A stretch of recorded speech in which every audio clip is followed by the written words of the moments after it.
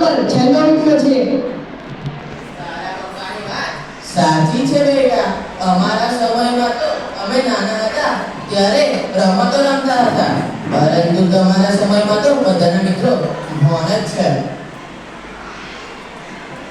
અમારા જમાનામાં તો બધા સાથે મળીને વાતો કરતા હતા, રમતા હતા, પુસ્તક વાંચતા હતા. આજકાલના છોકરાઓ તો ખાલી મોબાઈલ મોબાઈલ ને મોબાઈલ. આપણે આજથી એક નિયમ કરીએ. કેવો નિયમ? અઠવાડિયામાં મોબાઈલથી સંપૂર્ણ દૂર.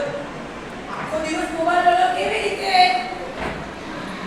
કારણ કે આખો દિવસ મોબાઈલ વગર તમે દૂર રહેશો તો આપણે બહાર અને અંદર રમાય તેવી રમતો રમી શકીશું.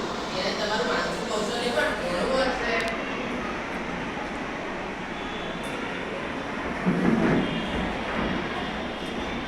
બધા સાથે ગેમ રમે છે અને વાતો કરે છે. હા, ફોન વગર પણ કેટલી મજા આવે છે. આજ દિવસ તો ખબર જ ના પડી. સાચી ખુશી પરિવાર સાથે સમય પસાર કરવા માટે. એટલે જ તો કહેવામાં આવે છે ટેકનોલોજીનો ઉપયોગ કરો પણ તેને ગુલામ ના બનો.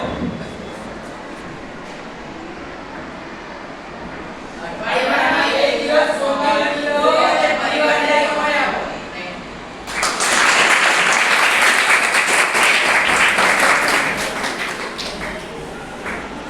ખૂબ સરસ. બધાને લાગુ પડે, નાના મોટા બધાને. હે? અત્યારે તો એવું કહેવાય છે કે સામેથી મોબાઈલ આપી દેવામાં આવે છે. લે, પણ મને કહે છે